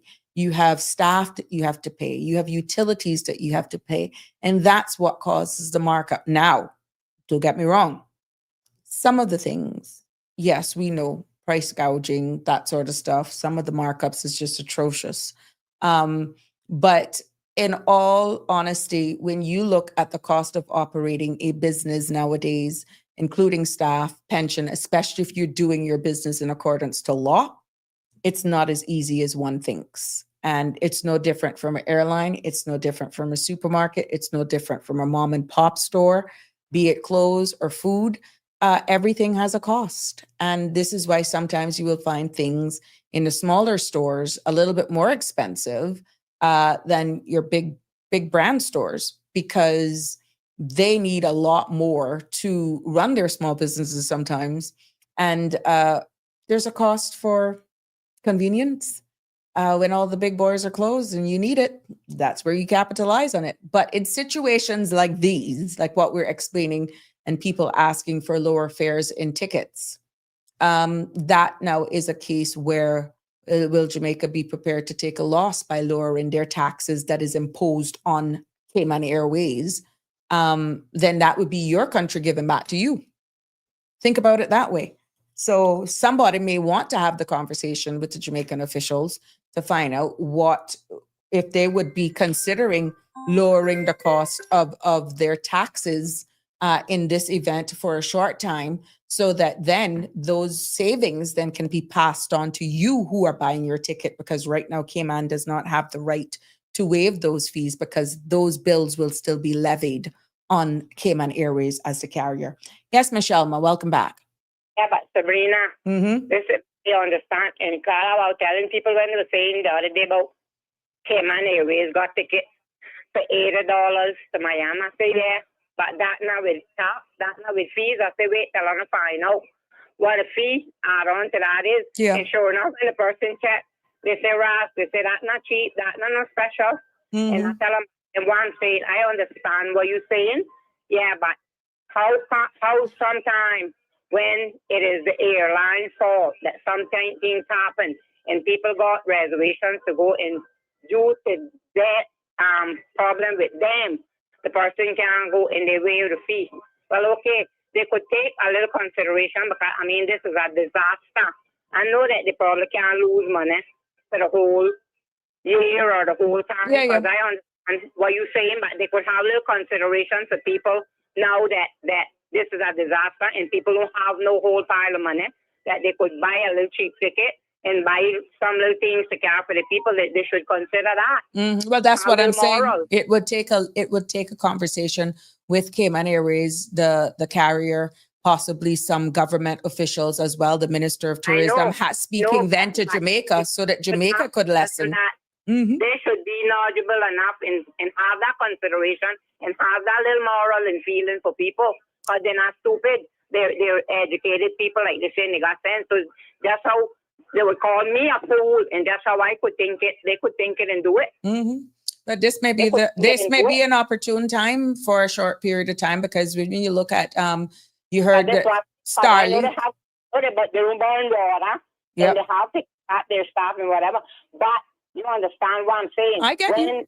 Therefore, they waive it and they do. So, like I said, they can't do it for a long period of time. But considering the situation now, they could do it for a little while, and they will still be able to profit and operate. So, I mean, it's 6 of the one, half dozen of the others. What my mother would have said. Because, I mean, this is a disaster. And people won't go down, but these high tickets, and then, I mean, for a flight versus Jamaica, you would say if that was a flight to California or direct to New York or something, they can burn more fuel. But the little fuel that they burn between here and Jamaica and going to be neither here nor there. So they can consider people, and then knowing that there's more poor people, it's not people with money. Because I know somebody that was supposed to be going on Thursday to bury somebody, help us to bury their mother. Because their mother dead, and that was what I was saying. I said, Jesus, please, that might be devastating too. And they were supposed to be going to Montego Bay to buy stuff to prepare for the funeral, and they can't get down. Oh, wow. And they got to keep that border, so that might be frustrating too. Because I'm quite sure extended family that are in other parts of the world would have made plans to actually go down. Yeah. But she went, and she somebody helped me, because they were getting somebody to work in her place, and she was going on for 3 weeks, and they were getting somebody to fill in for her. and she was supposed to be going the Thursday. Yeah. Yeah. But I'm Wednesday hoping that morning. people understand exactly what makes up a ticket. Yeah, but And I know the one and I had that green I know because when they put them fares out, they don't put them with exactly what they're gonna be. They put some cheap like that and everybody say, oh, they got cheap tickets, and then they run that thing there. But when they lick that tax and this tax and that's what brings them up. But I know that long time. but you see, a lot of times, I like the caller when she called and said those fees for those taxes, breaking it down, is not fees of Cayman Airways. It's what they have to pay to the country. So it was very important. Well, I don't have to still doing it. But when I left Honduras in 2018, you know, Cayman Airways was what I think they first and second baggage going out now. But you were paying more in Honduras than what you were paying. And when I tell them, I said, but this is same Cayman Airways. I said, I'm a Spaniard thief, and I said, why are you charging more for the baggage down here than why paid in Cayman? They said, well, that extra for Honduran government. Oh, wow. That's what they tell me. Yeah. So they were stealing. My girl said, no, that's for the government, Honduras government. So they might be charging for handling Cayman Airways, and then they're getting a little piece bit out of it. I don't know if it's still like that. That's the last time I went down there. And I don't really care if you go down, because you go down there now and you're up on the island and you get stuck. You can't even get up and up and down because from that plane crash, they got one little plane running between that. I think they can carry 12 or 13 passengers, and that all would be full to capacity. Nobody wouldn't even give up their seat. Because when my niece dead in Sabre, her sister was trying to get down, and nobody wouldn't give up the seat for that, and she couldn't get to go to her sister's funeral. And then they have a yacht that runs between Bretagne and Banaka. But then if you from Banaka and you go down there to get back up, you gotta go Bretagne, then you still gotta go over to Sabre, and then the little plane is in, then suppose you can't get on Saturday, and so you go down there and get stuck in bed. And as my range brother, I understand just dead down there a couple of days ago, Ainsworth in him or something, because they said that he fell down and hit his head. And he got blood clot, and they were trying to get a plane to take him to Sabre, and they couldn't get no plane, and he died. So I tell him, if you're taking sick in Banaka, you're dead because you're not hard. I have no good doctor, no. One little clinic then stuff, but if you need to go Sabre, you can't get down. So I don't care to go down there. I only got 2 brothers and some nieces down there. Wow.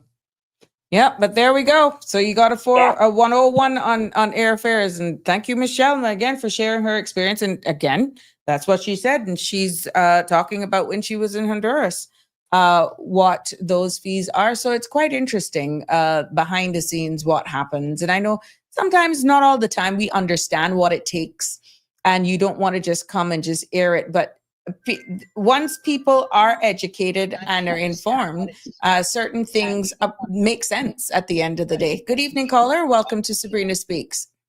Good evening, Miss Sabrina. How are things with you? I am taking one day at a time, just happy. Yeah, Let me tell you same here. something. This week has felt like a month.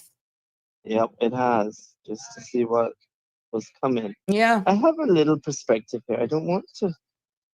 I'm gonna talk a little bit about airlines because I used to be a travel agent some years ago. But anyhow, the fees, like has been said, are not set by the government here. Correct. Every aircraft that Cayman Airways has that leaves here and goes international, fees have to be paid for landing. Fuel gets paid there because we don't have a pipeline that goes from here to Los Angeles. So the aircraft have to refuel. So all of these things have to be paid. Cayman taxes are different. Their airport landing fees and all that included into that. Their government taxes included into that. Airport tax and stuff. That all of that goes separate. Like you said, if you operate in a business and travel agency, you have all of your expenses on top of that. All of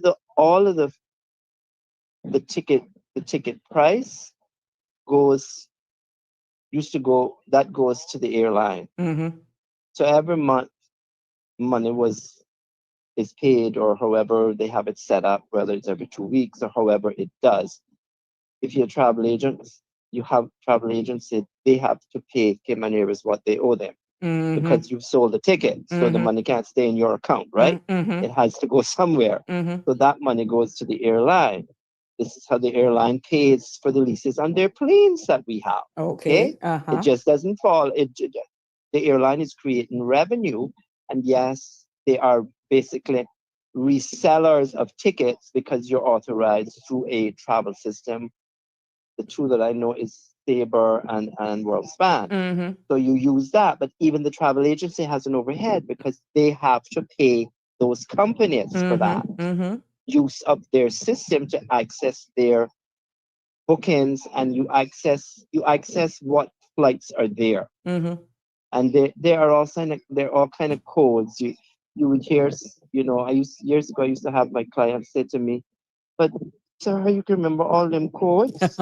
I said, I started from not knowing. And it's that in itself is an amazing part of travel. You get to travel, you get certain perks with certain things. They'll give you discount for this ticket, they give you discount for that. The hotels give you travel agent rates. Marriott in itself used to give us 5 certificates per year to use throughout their properties worldwide. Okay. And you could get, back in the day, I used to get Fairfield Inns in Florida for $49 plus tax. It's like, woo-hoo-hoo. And then, some of the airlines give you 2 tickets available space. You just pay the taxes. That's what Cayman Airways did for their travel agencies. The agents that sold, you got 2 free tickets per year, space available to go to any destination, and you pay the taxes. So it's a whole intricate thing of a whole pile of things, and it's still a business. It's run as a business. Correct. But you can't tell Jamaica. We can't tell the Jamaican government what taxes To they charge, are going to impose. Correct. on landing fees, concession fees in their airports. But then again, I'm going to say this because remember back in the day when our airport, the Canadians put their plan forward, but the Canadians wanted to build the airport and operate it. Remember that? Okay. We operate our airports here through the CIAA, don't we? The Cayman Islands Airport Authority or something? Yeah. Okay. Civil Aviation Authority. So that's a government entity, whatever we want to call it. It's part of the umbrella of government. It's a statutory authority. And yes, and therefore it falls under government, core government. But anyhow, as far as I understand it, I don't know whether it is, I think it's all 3 airports in Jamaica. They're not operated by the Jamaican government. Montego Bay is operated by somebody. Yeah. They're operated by an operator. And I think, if I remember correct, I watched a video about when yesterday, when the US landed with their relief assistance team. The gentleman said that, no, he said that more flights were coming and help. But before that, the Prime Minister spoke, and he said they have been in touch with the government, with the operators of the airport. Yes. And they were doing their assessments, but they had already sent people. It was from Brazil or somewhere that operates the Jamaican airports. So it's not that even the Jamaican government. Correct. They might set the landing fees because it's their country. I don't know. But then there goes the thing. You would have to go to the operator, which is in a different country, to say, could you lower these fees under the circumstance? Under the circumstance. But then you look at this, they have to rebuild the airports, right? Yeah. But then they should have insurance too. Correct. Okay. Correct. But then we see where Jamaica has gotten they should get that $150 million payout. And the conversion is a lot of money. But when you look at the scope of damage, infrastructure, and telecoms, what it's not. Remember, it was not only the power of the wind, because there were tornadoes into this, just like it was with Ivan and Paloma. And the thing goes, when you look at the devastation, you not only have the wind to deal with, you have the rain. And when the rain came down, the rain had to go somewhere out of the mountains. When it couldn't no longer hold its bank, it flooded the rivers and streams, and it came downstream. And that's why we see all of this mud, red mold into the homes. And you know, when you see the videos of streets that have been just, the power of water has washed the asphalt off and has eroded the craters, ground to the literally point craters. where there are craters in their roads. Mhm. So when you think about the infrastructure, just the roads and the Alone. like whole infrastructure, Mhm. that in itself is a monumental task to try to do. And you have to do it bit by bit. The roads have to be cleared because you have to get food into the people or they are going to starve. Mhm. And this is one final thing I'm going to say. I hope and I pray that someone, if not in the Jamaican government, has realized that it's all over social media and people are talking about it. Within 10 days, mosquitoes are going to start coming out. They're already there, caller. I People know. are already complaining. And if they do not start a serious aerial spraying, we will get an outbreak of serious magnitude here with dengue fever, chikungunya, Zika virus. They will all flourish. And then what are we going to do in the rest of the Caribbean? So this is something that I think needs to be told to the government, if they don't already know, by our government ministers here. If you need this airplane, if you don't have it, ask for that, because that is going to be, you see the water that's been left behind. Look at the stadium in Montego Bay. It is underwater where they played football. Okay? That's not going anywhere right now. 10 days long, almost here. So it will become a breeding ground. Stagnated and water. You will have a catastrophe of two disasters. You'll have a natural disaster occurring, being the hurricane, and the follow-up will be an island-wide catastrophe. Public health just disaster. look at a public health disaster. Just look at the gullies and the rivers. It's all polluted water now, and it's breeding ground. So they got to start the aerial spraying like ASAP. Otherwise, people will not be able to sleep at night for the mosquitoes, because remember, these people have no roofs. They have nothing. Correct. And then it is a catastrophe. It's That forecasted. the world will have to step up to help. And I hope all of the G7 countries will understand now. And who don't understand global warming, Miss Sabrina, they better start learning it. Because I watched down here in West Bay in Barcas, where the beach was beautiful up till about 3 weeks ago. Now my beach gone. Oh, It wow. gone, ma'am. It the gone? beach gone. The one that It you were forbidden to gone. be on? The iron shore is back. But The you said it. power of nature. It You happens said it. every year. I take pictures, and it is a picture frame to watch as it comes in, and as the sea turns, it goes crossway. Sometimes it comes back straight. Right now, it's partly crossway, and it's pushing the sand back up where it took it, and there's a ridge. But it has left the iron shore where the iron shore is going to be till about April next year, when it starts coming back again. Oh, and wow. these are things that I was taught when I was growing up by my parents. You know, you look at the weather, and I saw something coming. There was the August and September's full moon. The first August full moon, the night before, there was a ring around the moon. The night before, the night of the full moon, a ring around that moon. And September came, the night of the full moon was a ring around the moon. I did never see the ring around the sun. But when you get two ones like that, I said, something not right. So I read weather that way, because that's the way I've taught it. You know, it's beautiful breeze. It's nor'wester breeze. Oh, it's gorgeous. I tell people, see if I can be happy, but hey, we take the breeze early for Christmas here. Exactly. And it really feels like, I really believe we're going to have a lot of cold fronts come down this year. Thank I really God. believe it's going to be a real cold one, because right now it's 79 degrees in West Bay. You see? And it's going to be 78 tonight. Wow. And Excellent. it's just beautiful weather for people to get out, enjoy life, because I say this, look at what could have been here. Yes. It could have been us in darkness tonight. You're quite right. And when you look at the power of how the weather works, and believe you me, Mr. Weatherman, Mr. Brian Shields, and I'll leave it here after this, he was the Jamaican source of news, because I see it on social media where they're saying it. Without you, we wouldn't have known what was really coming. You informed us. Way in you don't advance. hype it up. In you advance. Don't hype it up. No sugarcoat. And you prepared us, and they're so grateful for that, man. Yeah. But I pray that it will take a worldwide effort to get Jamaica where it needs to be, because it is something sad to see. Even although I've only visited twice, I remember looking at both times from, I don't know if you've ever been to Strawberry Hill. No, I haven't.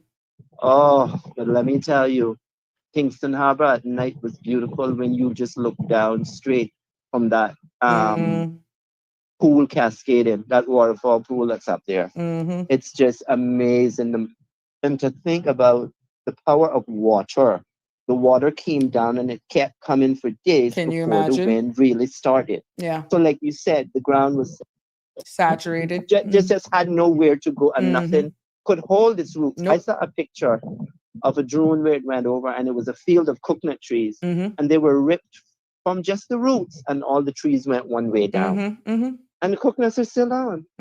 And look, I think that hurricane was way over 200 miles an hour sustained. Well, they did say that they would have had gusts of up to 200 miles per hour. Yeah. Well, they did say all we can do is pray and do the best we can do. But yeah, it's going to take a worldwide effort. But it just goes to show that global warming is producing more catastrophe and catastrophic weather events around the world. And if we don't listen to what is being said to us, and do our part, we are all doomed. I mean, we might think that a next building down by our shoreline don't mean nothing, but when you're building on iron shore, cement and rebar, and you're changing the coastline, what do you think the storms are going to do? They're just going to come over it. Well, I tell you what, come in and wash out. If they don't see what the gullies and the banks along these rivers have done to structures, they just erode there should be because some the ground serious is saturated. takeaway. Yeah, there should be some serious takeaway about coastal development and, after what we have seen happen.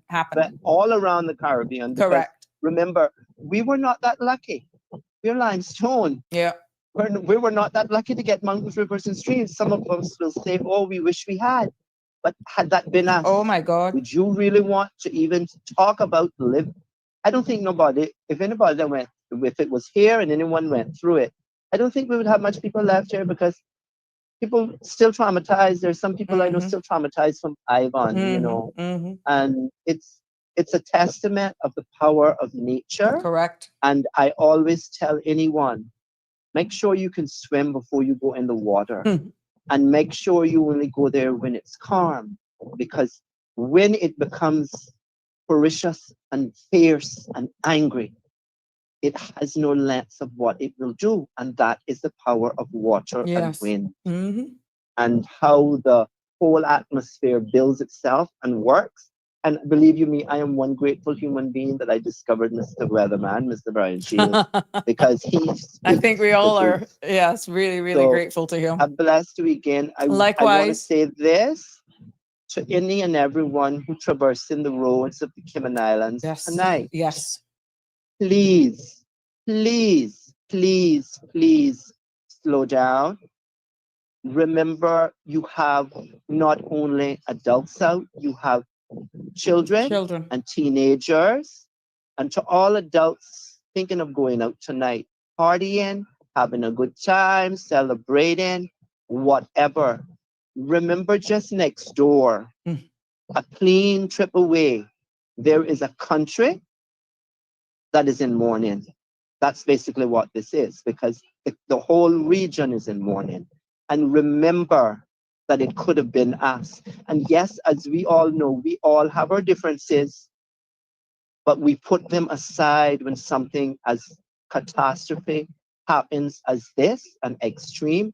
We all must understand that we all came from nothing and we're going to go. And how we treat people on this earth says a lot about us when we're gone. So let us be mindful. Let us share support to our Jamaican neighbors.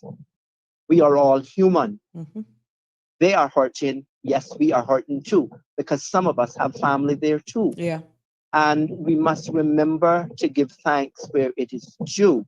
to the one and only Almighty God, because anything is possible. And we have now seen what an international calling and asking for help can do. Mm-hmm. It has given the Jamaican people a way forward because they know help is on their way. Mm-hmm. And I will say this about their prime minister. There are always two sides of a government. But what I seen in the last few days of that man, the Honorable Dr. Andrew Holiness, between him and another leader of the Caribbean that I look up to, not only our premier, Mr. Andre Ebanks, there's three. There's also Miss Mia Motley out of Barbados. And if they can carry themselves the way they do, and having the load, that man has the load of his country on him, and he is out there with his people, that in itself speaks a testament to the true dedication and love for country of Jamaica. It is a developing island nation, and it needs the world to step up, because yes, the Caribbean, like many other island states throughout this world, they are island nations, and some of them are still developing. But Jamaica has been dealt a blow that none of us around the world would have ever wanted to deal with.